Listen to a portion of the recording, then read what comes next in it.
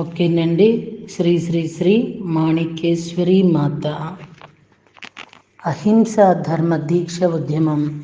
ఇప్పటి వరకు తన జీవితంలో 75 సంవత్సరాలుగా నిరంతర ధ్యానంలో ఉంటూ కేవలం విశ్వశక్తితోనే తన శరీరాన్ని పోషించుకుంటున్న శ్రీ శ్రీ మాణిక్యేశ్వరి మాత చేపట్టిన మరొక గొప్ప కార్యక్రమం అహింసా ధర్మ ఉద్యమం.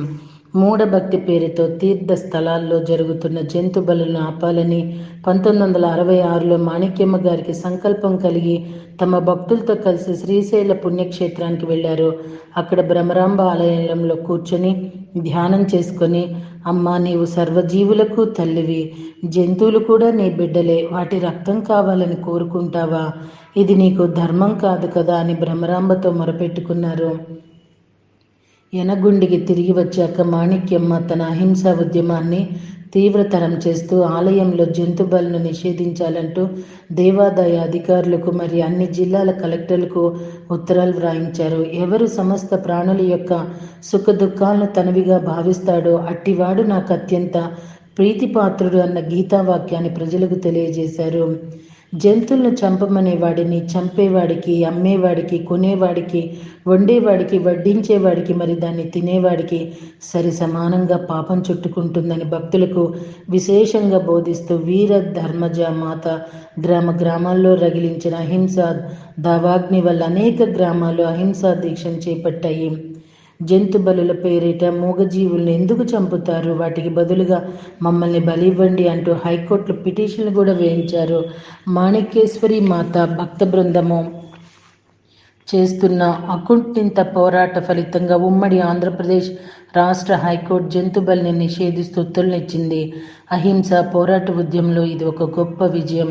ఆ ఉత్తర్వులను తీసుకొని మాణిక్యమ్మ పోలీస్ బలగాలను వెంట పెట్టుకొని ఊరూరు తిరుగుతూ ప్రజలను చైతన్యపరచమని భక్తులను ఆదేశించింది. ఇందుకు వారికి డిఎస్పి రామప్ప గారు ఎంతో సహకరించారు. ముఖ్యంగా ఈ ఉత్తర్వు వల్ల శ్రీశైల భ్రమరాంబ ఆలయం దగ్గర ప్రతి ఏటా జరిగే జంతు బలులు పూర్తిగా ఆగిపోయాయి. నిజంగా అమ్మ ఎంత విజయం సాధించారు. ఆమె ధ్యాన శక్తితోటి, ఆ ప్రవాహంతో, ఎంత ఆ వాక్శుద్ధితోటి ఎంత మార్పు అక్కడ కనిపించింది. ఈరోజు నన్ను ఒకళ్ళు ప్రశ్నించారండి, మార్పు అనేది ఎలా కనిపిస్తుందని. ఇదేనండి మార్పు కనిపించడం అంటే. అయితే ఇక్కడ నా అనుభవం కూడా ఒక చిన్నది తెలియచేయాలి. కొండపాటూరు పోలేరమ్మ తల్లి గుడి ఉంది, స్వయంభువు. అక్కడ క్లాస్కి పిలిస్తే వెళ్ళి ముందుగా అక్కడికి వెళ్ళి ధ్యానం చేసినప్పుడు ఇదే ప్రశ్నించాయి, ఎందుకమ్మా నువ్వు ఈ రక్తాన్ని కోరుకుంటావా? అప్పటికే అక్కడ వాసన వస్తుంది, ఏంటమ్మా ఇది భరించలేకపోతున్నావు, నువ్వు ఎలా భరిస్తున్నావు అని అడిగితే ఆమె బలిపీఠం ఎక్కుతావా అని అడిగిందండి. ఆ రోజు నాకు అర్థం కాల. ఈరోజు అర్థమవుతుంది ఎందుకు ఈరోజు ఇలా ప్రబలి, ఎందుకు ఇలా ప్రపంచానికి పెను మార్పు తీసుకొస్తున్నది అనేది.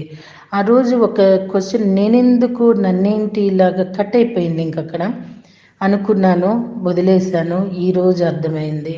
ఎందుకంటే ఇలాంటి మహామహుల అమ్మ తల్లులు వాళ్ళ వాక్కు, వాళ్ళు పడిన శ్రమ ఈరోజు పత్రిజీ గారి ద్వారా ఎంతోమంది శాకాహారులు అయ్యారు.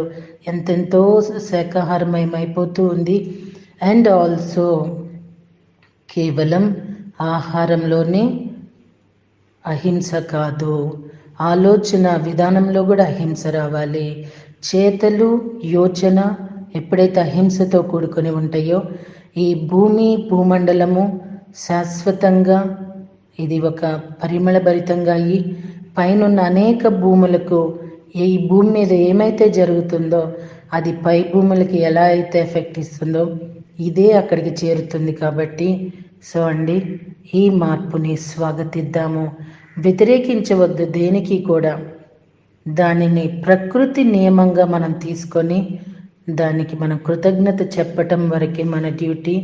ధ్యానము, ఆలోచన విధానము మార్చటం, ధైర్యంగా ఉండటం, శాకాహారం అని చెప్పటం తప్ప ఒక ధ్యాని, ఒక ఆధ్యాత్మికవేత్త నోటి వెంట మరొకటి రాకూడదనేదే ప్రకృతి సిద్ధాంతమేమో ఒక్క క్షణం యోచన చేస్తే అర్థమవుతుందేమో కదండి. Thank you very much.